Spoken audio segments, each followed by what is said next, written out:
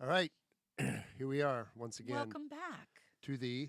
Mary and Jerry podcast. That's right. Here we I'm go. Mary, he's Jerry, Yep. and my boss is doing something weird. Anyways, okay. So, Jerry, what are we Is going to that talk about tie today? flummoxing It you? is. It's like you can't tie a bow tie. It's like tying your shoes. No, I don't want to tie a bow tie. I just want to tie a tie. Okay, it's a bow. Whatever. Just ignore me. Anyways, hi guys, how you doing? Welcome back to the Here we go podcast. to the podcast where it is totally unscripted. Yeah, Once very again. unscripted. All right. What is today's light and fluffy topic?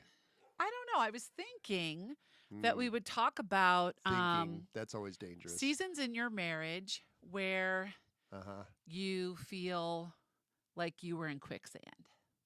Oh, yeah. That's light and fluffy. Okay. Cool. We don't really do light and fluffy Oh, we here. do a lot of light and fluffy, but apparently not today. Okay. So, hit me. okay, so as I said before, we're going to be answering a lot of questions that you guys, as our listeners, have sent us. Right. And one of the questions that we get is, what do we do? What did we do? How did we learn? How did we grow? How did we overcome seasons in our marriage where one person felt like they were drowning, they were in quicksand, and the other person wasn't paying attention? Oh, wow. Okay. I would say that was about 15 years of our marriage. Wouldn't you say? About. Yeah. So Okay. Bring it. let's describe It's the Broughton. scene. What was going on in our marriage? Our daughter had been diagnosed with a seizure disorder, origin unknown. We knew it would be what would take her from the earth one day, whenever the Lord chose, and it did 22 years later. Our son was having trouble figuring out his place in the world and was feeling very neglected by us because when literally you have one of your children that's not breathing, you go to the one that needs you the most, right? And so he felt that we loved her more than him. Addictions were revealed in our marriage. Right. You to pornography, me to disordered eating. Basically, my psychologist called it dry bulimia. What else was going? You were in the Navy. You were in the midst of 4 different deployments. There's a lot of There's ish going on. a lot of stuff going on, and I think what was happening was we were literally just trying to survive the day. Yeah, pretty much. And our coping mechanisms at We're- that time We're poor. were less than stellar. Uh-huh. So, Okay. what was do you think the first time that we kind of looked at each other, that you looked at me, I'll ask you this, that you looked at me and said, she is not listening to me, she's not respecting me, she's not hearing me, she's not whatever the word was. Can you remember that?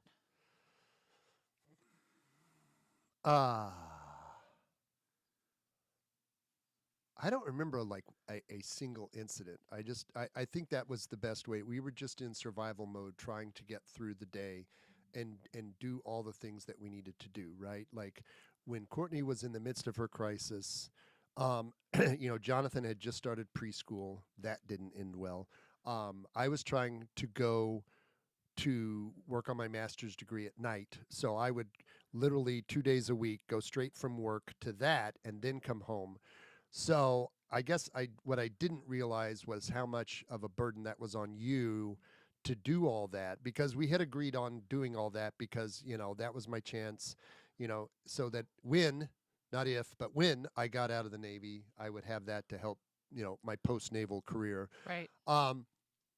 And so I think at that point we were just, almost living 2 different lives. Like I was doing my thing, you were Right. doing your thing, and we, The two shall not meet in the the middle. 2 shall not meet in the middle.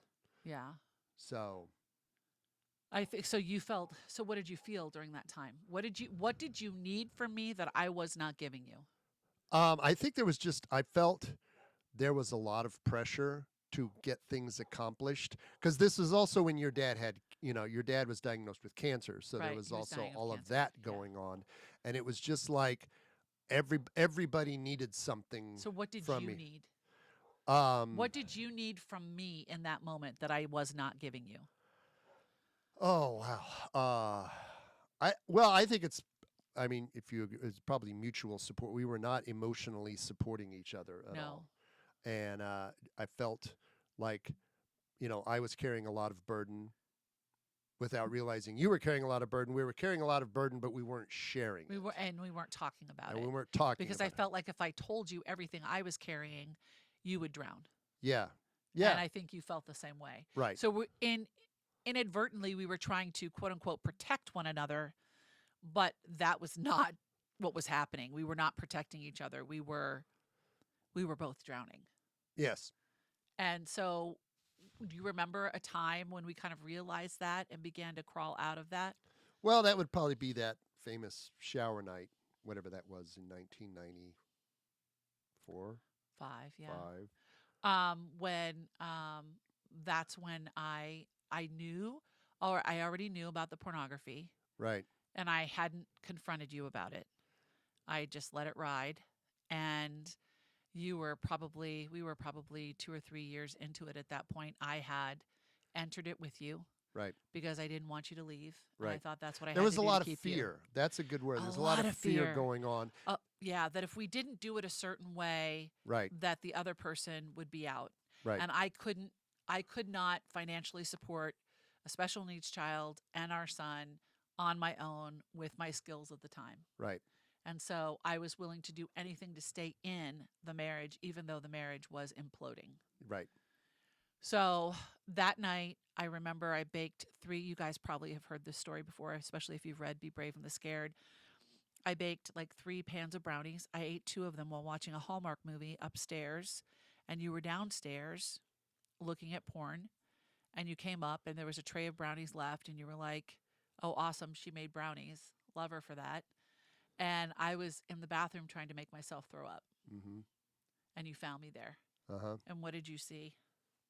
I think you were sitting on the floor with your head in the toilet trying to throw up. Yeah. And Yeah. what did you do? I probably went, what the hell's going on? Well, yes, you did say that. Yeah. Like what are you doing? What's Yeah. happening? Yeah.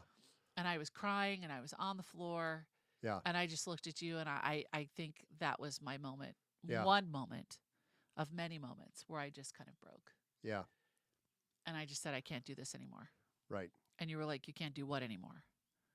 And I just Unleashed. unleashed quietly. Both the children were asleep at that point. So what do you remember of that night? Well, I went, oh God, we're all gonna die. Yeah, And pretty then much and you then did. that was we had a very honest conversation on that bathroom floor. I think one of the most honest we've ever had in our marriage. Yeah. And There was no holds barred. There was like, "I hate you. I love you. I hate you more. I love you more. I can't do this anymore. I can't be a single mother. You have to help me." And then you were like, "But you're not helping me. And I'm holding all of the responsibility for our financial well being and for Courtney's insurance." And right. what else did you say? I don't remember. I forgot it. Probably Did you PTSD. forget it or did you just like, I can't go back to that No, I traumatic can't moment? go back to that traumatic moment. Seriously, I remember everything about that I moment. That's one of your lovely Quirks. quirks. Yes, you can remember all of that. I just like, okay, yeah, that's done. Over. You wrote about it in your book. Now we move on. Do you think that's healthy? Well, we talked about everything then, and that And we led. went to therapy too. I So, was going to say we rehashed that night many times over in the course of our therapy, so counseling. what was the best part of that night? Well, honestly, the best part of that was when we finally decided we were all in and we were going to make this work because failure is not an option. Right. That was the moment. Not that we necessarily did it out of love for each other. I'll be honest. It's like both of us No, I think loved we, Courtney so yeah. much that we were that couple that said we are going to get it together and we are going to stay married for the sake of our daughter. Well, we didn't just love Courtney so much. We loved both our children so much. Right. Because And Jonathan was already struggling and Courtney certainly was struggling. but we And we were so honest about, I mean, we were in that bathroom for hours crying and you were crying and you were like, I'm a failure.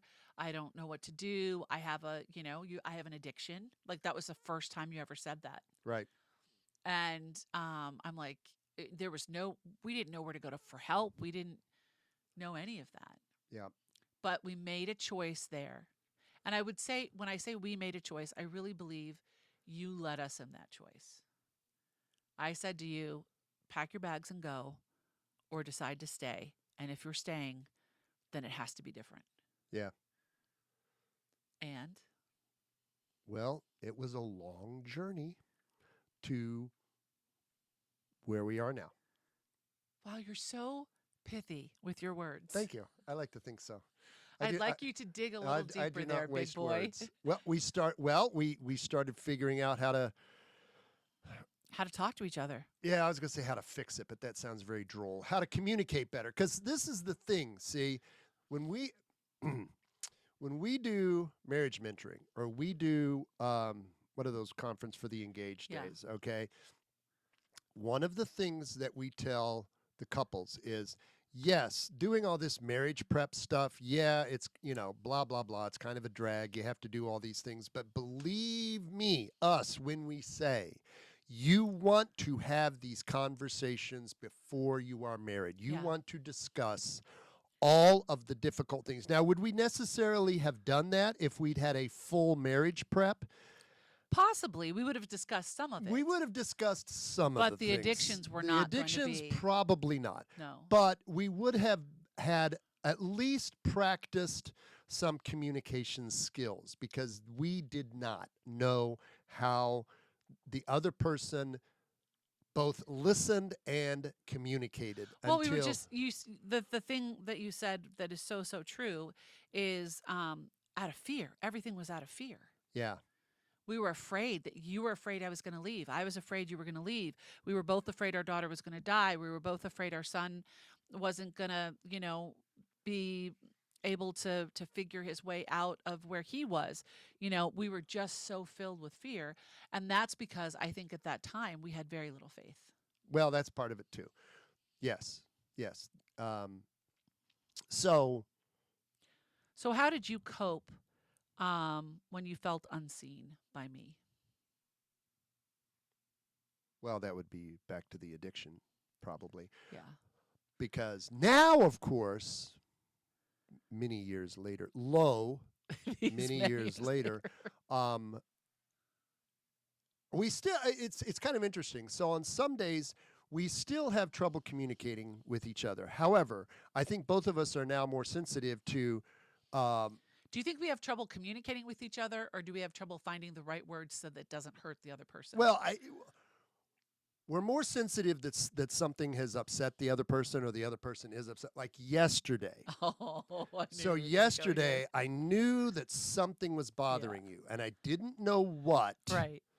until I took the dogs for a walk and watched your Instagram stories. And I'm like, oh, Well, there I it was is. having an emotional day about motherhood. You were having an emotional day about motherhood because you spent the day with your mama. Yeah. And I came home and I said, I said, who needs a hug? And you looked at me and I said, I just watched your Insta stories. And you go, oh. And I looked at him and I said, I'm going to take him down. He goes, no, don't take him I down said, don't take him down. because it's authentic and it's real, and that's what you share with your people. Yeah. And But I'm like, I need to be able to say to you, it's still hard for me sometimes to be like, when I'm having a really hard day, especially an emotionally hard day, I'm sad about Courtney. I'm sad you're about having all the big feels. all the big feels, and my voice changes, my behavior changes, Yes. and you see it right away. Same with you. If you're having a rough day at work, or you're just feeling totally overwhelmed with all the things that you're responsible for, and you get very quiet. Uh-huh. And I'm just like, oh, it's You been keep that kind of asking me, day. what are you thinking about? What's on your What mind? I know, Penny I'm for like your a penny thoughts. for your thoughts, And I'm like, I'm fine. Jerry's like, I'm fine. I I'm mean, fine. we still to this day go back to those early coping things of, if I just keep it to myself, I'm not going to burden him with it or her with Right. it, and I'll figure it out. And it's the self-reliance that really messes with things, because we're here on this planet to love and support one another. You're my path to sanctification. Right. The rocky uphill road. That's right. The narrow path. So, um, But we're getting better. We are. And I'm thinking like what was the thing that broke it? The thing that broke it was that night. It was kind of a conversation and a fight and a therapy session and Cry fest. cry fest and praise and All wrapped worship up. all wrapped up into one. Uh-huh. And it changed the course of our marriage. So, what were you running from during those years? What were you running from that I think, I mean, I know the answer to the question, but what do you think you were running from in the beginning of our marriage that sent you to this addiction? Oh, I was totally fear of rejection, fear that I wasn't good enough, fear that I was, well, first of all, as a parent, as a father, I had no clue what I was doing most of the time, right? I mean, just like most parents, this is the funny part, right? So I'm going to tell a small story, right? So we were having dinner with some friends of ours a couple of months ago. And these are friends that we've known for like 25, 30 years, right? Right. These were our church friends, as you want to call it. We did Yeah. prayer group with them and all this. Oh, and we traveled a lot of life with them. travel a lot of life with them. Our kids all grew up together. So we're all sitting around having dinner. And of course, as things tend to go, we all start talking about our kids. Yeah. And they're telling stories about their kids. And I'm looking at Mary and she's looking at me and I'm looking at them. And I go, oh, so it's not just us.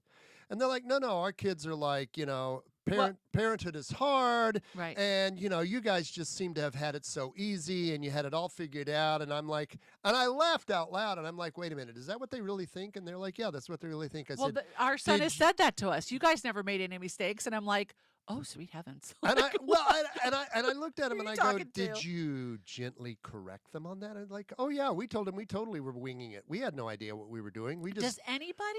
well, yeah, we just did our best every day, right? You do your Yeah, best with what you have at that time. with what you have and what you know, right? And as parents, I felt, I mean, when we started having some behavior issues with Jonathan, I'm like, what are we doing wrong? Yeah, exactly. It was all on us. He was fine, but what were we doing wrong? I mean, And it was so I think back to that time and I want to grab that little boy and just pull him up into me and just tell him how much I love him and I know how hard it is for him to figure this all out and that we're trying to figure it out too. And I wish I had done that, but I didn't because I wasn't raised by people that did that and therefore I was like we all got to suck it up and figure it out. yeah, I mean, And that did not do us any good. I think all of us want to be, good spouses, good parents, but we all just make it up as we go along. And we had And you're not alone in what you're going through. right. As we found out at dinner, like all of these questions we had about ourselves and our marriage and our adult children and we're all just looking at each other and I'm just like, cool. Well, we're just It's in it not with just us. we're We're in not with all everybody- messed up as we thought. Exactly. We're just in it with everybody else. Yeah, and I think that's probably the most important revelation that we had is that you're not alone. It's not just you. Everybody goes in, as we've said on numerous podcasts. Everybody goes into marriage with their baggage. Yeah. Everybody has to figure out when they're married that you're married to a person who may have different thoughts, feelings, hopefully not totally different goals and ambitions. Was raised by completely different people than you were raised by. Right. So what you have to do is figure out how to take part A and take part B, this is a visual one, and put part C together. And it can be a little challenging. Funny story. I don't know if we've ever said this. During our counseling session, we took one of those personality tests. We've talked about this before. But and yeah, go I'm ahead. like totally on the opposite sides The of counselor spectrum. looked at us and said, if you had come to me for premarital counseling, I would have told you don't marry each other. Because he had never seen two people that were so completely polar opposite from one another. And I'm like, huh, Interesting. interesting. Okay, so here's a question for you that we've been asked. Okay. What's the difference between a hard season in your marriage and a dangerous season in your marriage?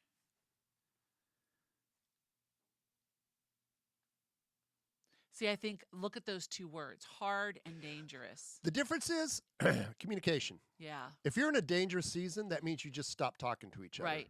And You're you're just coexisting. Exactly. You're roommates with occasional benefits maybe, but you're not a team and a couple. Hard season is you're working together through something, right? We've had a dangerous season. Oh, we've had a couple. We've We've had had, two dangerous seasons in our marriage. but we've had a lot of hard Hard seasons, seasons. and as the old saying goes, it tempers you, and when you go through it together, you're like, huh, that really sucked, but we did it together. Well, and here's the thing, you don't do it alone. As a friend of mine was saying the other day, so many people were praying for us, so many people were Right. interceding for us, and we were doing the work. We were going to the counseling sessions, we were going to spiritual direction, we were going to adoration, we were praying together as a couple. We went to, do you remember the letters we wrote to each other during our marriage encounter Yeah. weekend? Yeah, you that kept was complaining about my handwriting. Just saying. well, I couldn't read it, but I remember specifically those times where we were in the hard, but we got to the other side. Right. And people they say to us all the time, which is very kind. Let me be very clear. It's very kind when someone says this. I want a marriage like yours. I laugh. I'm like, no, you don't. I know what they're trying to say. No, you don't. But you don't want our marriage. No. You no. want your marriage. You want the marriage God ordained for you. Correct. You don't want to make the mistakes that we made. No. You're going to make your own mistakes. Everybody does. Nobody is perfect. But like you want to do the will of God for you. Yes. And for you as a couple.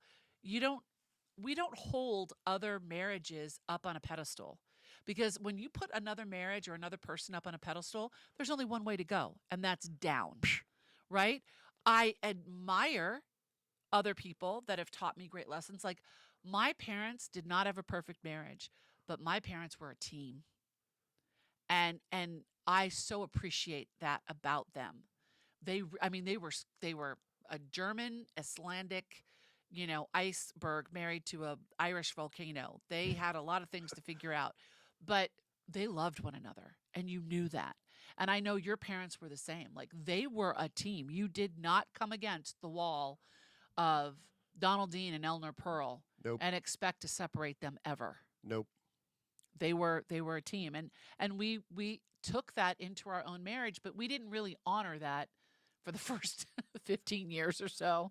So I think that's I think but if you're in a dangerous season, yeah, that's where there's no intimacy. When I mean intimacy, I don't mean sex.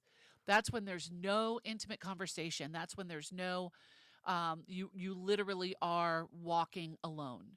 And that's like get your butt to therapy and get your, if your husband or your wife is willing to go with you to marriage counseling, you got to get in there and you got to dig and find the root of that problem so that you can resurrect the marriage that God has ordained for you. Because here's the thing. Okay. Here's the deal. So we still have very intense conversations sometimes. Yeah. We don't And- really yell anymore. I do occasionally. Let's be honest. I mean, I'm a very passionate woman. but we've learned that, let's see, how do I say this? We both are now a little bit of a volcano, right? We go, bah! And then we go, oh, well, how do we solve this problem, right? We have our Right. little freak out moment. That's me. Have a little freak out moment. And then the brain kicks in, right? And then we're like, okay, so we have a the problem. fear comes first and then the solution. Right. We have a little problem. Yeah, it sucks, but we're not going to die, but we got to figure it out. So how do we figure it out? And that's where the teamwork comes in. Right. Because, she has certain skills and way of thinking that I do not. And I have certain way of thinking. And if we put those two together, we can almost 99% of the time. always come up to a mutually agreeable solution. And if we don't, one thing we did learn in spiritual direction, the Father was very clear with me. He goes, Mary, if you have had the conversations, and you're still not coming to a joint conclusion together, and he goes, then you have to let your husband lead. And I fought that. I thought I knew everything, and I fought that for golly, A the long first time. 20 years of our marriage. On our 20th wedding anniversary, when we renewed our vows, because Jerry and I took the original vows where it said where I said, love, honor, and obey. Did you say that when we renewed them? I did. Father made me. He goes, I know. It It was glorious. So Father was Maybe standing for the there. 40th we'll do that again. Oh, okay. And Father was like, To love, honor, and obey. And when I said it, Obey. Jerry just his face was so Smile. because and it's not that this is where we get into that sticky situation, the sticky wicket called submission, right? If I'm under his mission, that's what submission means. What is he called to? He's called to die for me because that's what Christ did for the church. What am I called to? I'm called to let him lead. And if he's willing to die for me, then why am I not willing to be obedient in those situations where obedience is called for? And and so once I kind of got my thick skull around that, and I literally was praying the prayer of humility because it was the Lord that changed my heart. Um, Things just blossomed and opened up, and now it's I don't remember the last time we haven't come to an agreement of some sort. Yeah. So, But here's okay, why what's is the it so next question? easy? So why is it so easy to mistake busyness for togetherness? Oh, that's a good one too, because that's where we are right now. Yeah, We are very busy. but we're not always We're not together. always together. And I get it. You're going to go through that season of life, right? You've got little kids. You're moving. You're changing jobs. Job is sucking all the life out of you, whatever. And you're very, very, very busy every day, right? Like, but are you together, right? I think it's important um, to remember that you are always a couple first, First. right? And I realize everybody's like, well, have you had 4 toddlers before? Hey, I get it, right? I mean, we have friends of ours that have 3 or 4 kids under 6, 7. That's a handful. It's a handful, but I mean, we had, I always thought Courtney counted for at least 3 kids rolled up into one. But that's There are seasons of great busyness. yes, But even in that season, even with the young babies and the lack of sleep, or the teenagers. or the teenagers God because they're bless you. driving and, again, lack of sleep.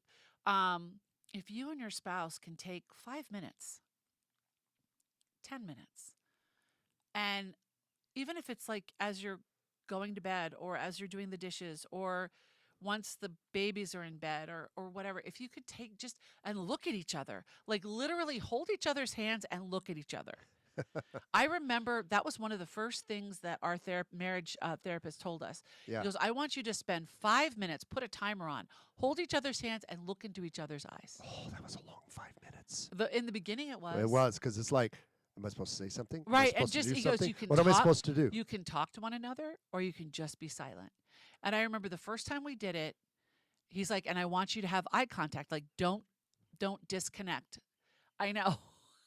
And the first time it was so uncomfortable Yep. because I was like, okay, I see you, great, okay, well I got to go get the laundry. Okay, I've got to go. And then the next time when we saw him, he was like, okay, now I want you to start talking to each other. And that's literally what I would say to Jerry. I'm looking at him every night, 5 minutes, timer's on. I'm like, I need to be doing the laundry. I've got to go and check the schedule for tomorrow. I got to lay out Courtney's meds for tomorrow. And Jerry would go through his list. And it took us probably, a month of Uh-huh. doing this to the point where we could look at each other and say, I love you. I missed you today. How did your day go? Like it took practice. Yep. But that was one exercise that really had such an incredible impact on our marriage. Yep. And the other thing was to ask each other at the beginning of the day, what? What's for dinner? Oh, Lord. That's always the first question I ask, isn't it? Yes. What's the Yes. second question? How How can how can I love you today? how can I make your day better today? By telling me what's for dinner. I mean, come on, this is an important question. Hey, if I didn't ask it, who else asked it in this house? Jonathan every Jonathan, morning. every morning. Mom, what are we doing and what's for dinner? Yeah, because he's your son. I know, right? Yeah. Raised him right there. That's the first important question. What's for Mhm. dinner? Because Oh my if I haven't gosh. taken the chicken out of the freezer to thaw, then we're kind of in a rock and a hard place. I think I've maneuvered through that a I time know. or two. I'm just saying. I'm pretty good at it. Yep. What That's why would you have jarred spaghetti sauce. I don't use jarred spaghetti sauce. Hold your tongue, Not sir. anymore.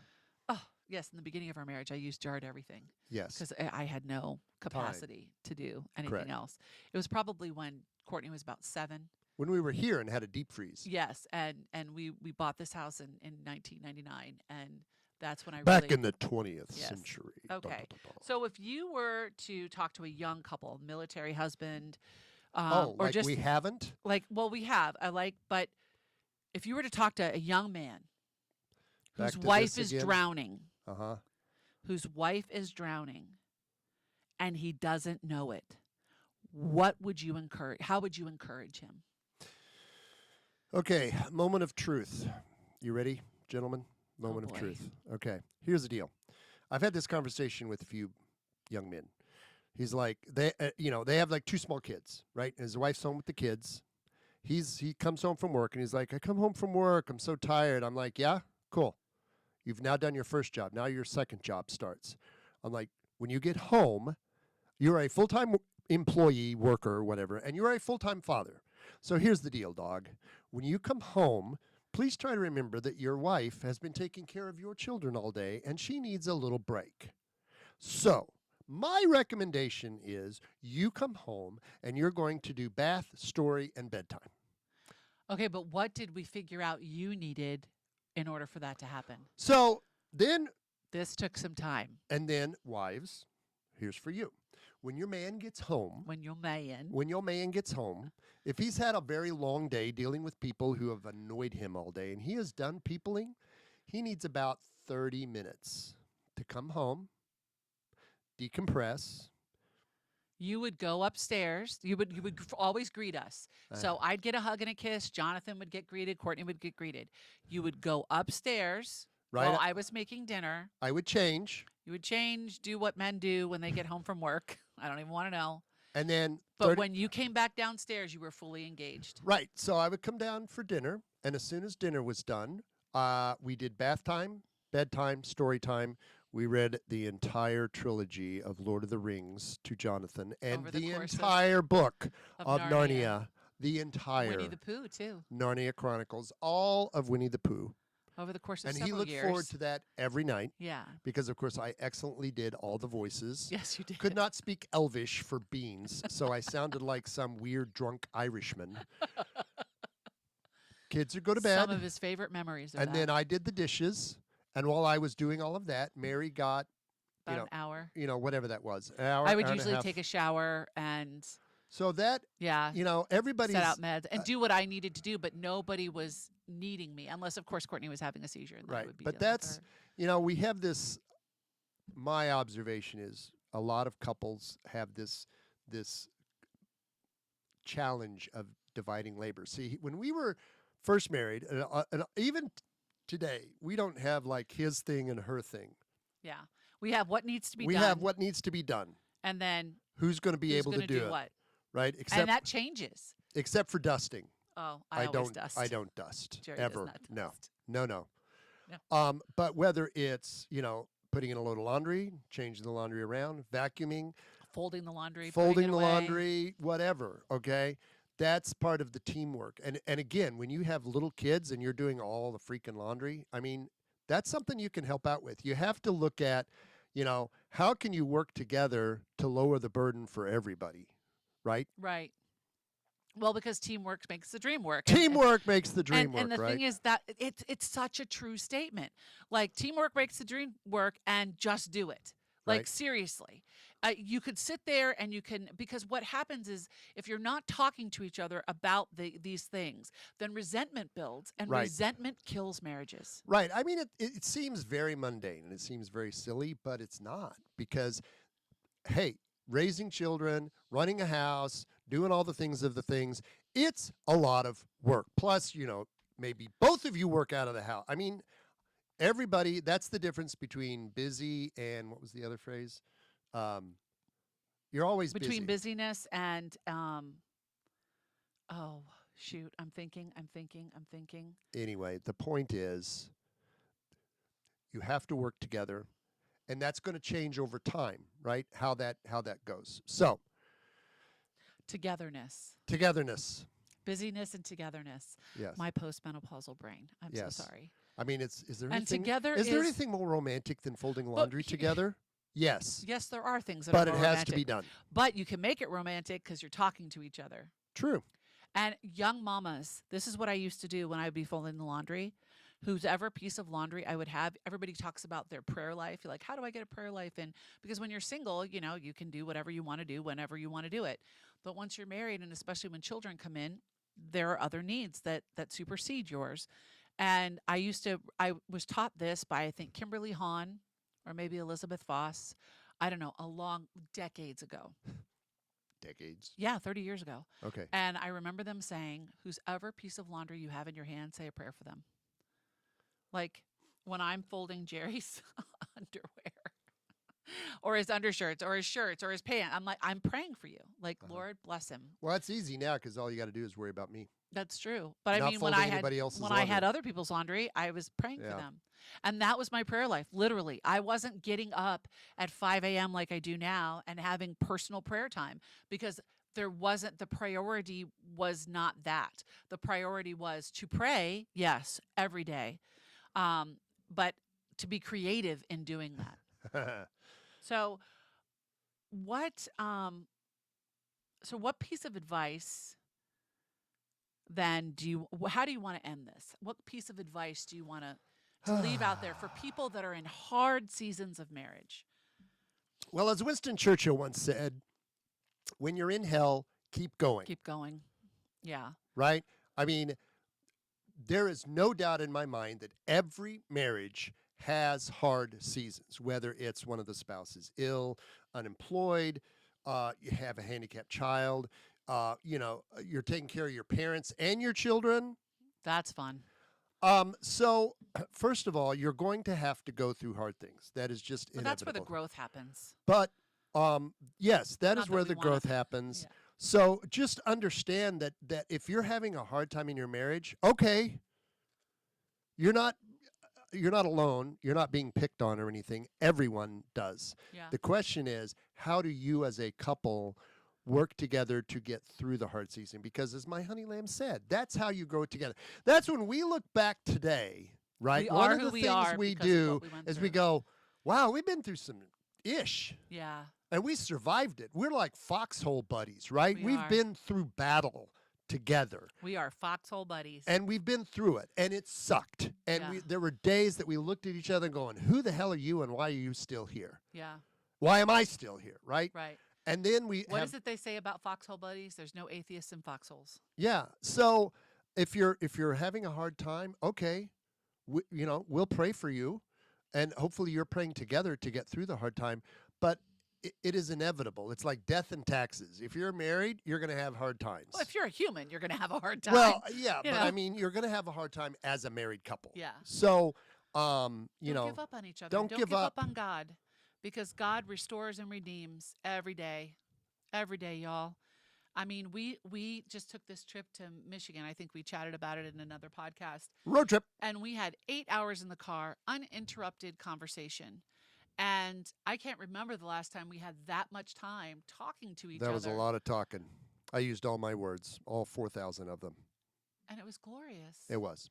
Thank you. I was It like, was. No, wait, but that wasn't a good time. I thought it was a great time. but that was a real gift because we've been so busy, Right. that we haven't had time to sit down and go, Okay, what is whoa. your favorite thing? Say, what's on your heart? What's on your heart, Jer? I'm like, oh my gosh. So what's on your Okay, Jer. Yes. So what's on your heart today?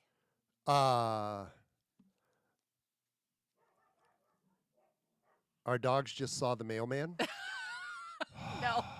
What's on your heart? Seriously. That it's a busy season, and but we recognize it's busy, and I think it's good that we've grown together enough to recognize that we're very busy, and we have to take a break and reconnect every day, in spite of the busy. What's on my heart today? How grateful I am that we chose to fight for each other. Mm-hmm. How grateful I am. Okay, don't start doing that. How grateful I am The Kleenex for is over God there. and for my faith, and that the only people who don't win are the ones who quit. And I know that people will hear that and they'll think, but my husband doesn't want to go to therapy, and he's not willing to fight and all of that. I'm talking about you as an individual. Like, Mm-hmm. don't quit on you. Don't quit on God, because He is faithful and He is true, and He can redeem and restore anything if we give it to Him. And then we do the work that He's asking us to do. Mm-hmm. That's what's on my heart today. Okay. And you're like the dogs. No, I'm like, okay. I love What you. else is I love you Uh, too? Okay, let's get to the All not right. so newlywed Not newlywed so game before newlywed, you newlywed start game. crying. I already did. I know. All right, here you go, sir. All right, let's see. Let's not pick. So not pick a depressing one that'll make you cry more. Oh no, not answering that one. What? No, What does it say? No. No, what does it say? I'm going to get myself in trouble here. Okay. If you could switch genders for a day, what's the first thing you'd do?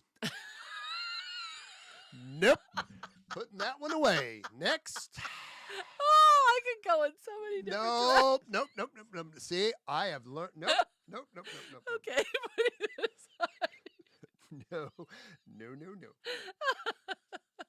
Oh my gosh, that one's bad too. Good grief, that's What does depressing. that one say? If you could choose how you die, would you? What would you choose? I already know the answer to that. Go ahead, answer that. You would choose to die. Go It's ahead. a family-friendly show. Next. You would choose to die in an intimate moment. Yep. If you're gonna go happy. Might make closing the casket a little difficult, but I'm just saying. Thank you. I needed to laugh. Oh my God. Family-friendly show. Oh, now this one I can answer. Is there a movie that changed your life?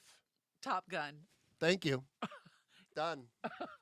Why? Because you said I was gonna go. I Marine thought about Corps. going Marine Corps, and then I saw Top Gun. I said, "Nope, we're flying. Nope, not crawling around in the mud, digging a ditch, and sleeping in it. Oh we're my gonna gosh. go flying."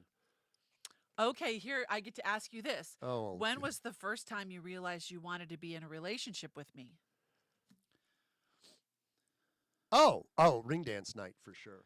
Yeah, that solidified a lot for us. Yes. That we were in it. Yep. In it to win it, baby. Woohoo! Okay. One more. One more. Last one. Wait, Ready? you put that one away. Last one, because I'm going to read it to you. Ready? Oh, okay. What's the bravest thing you've ever done?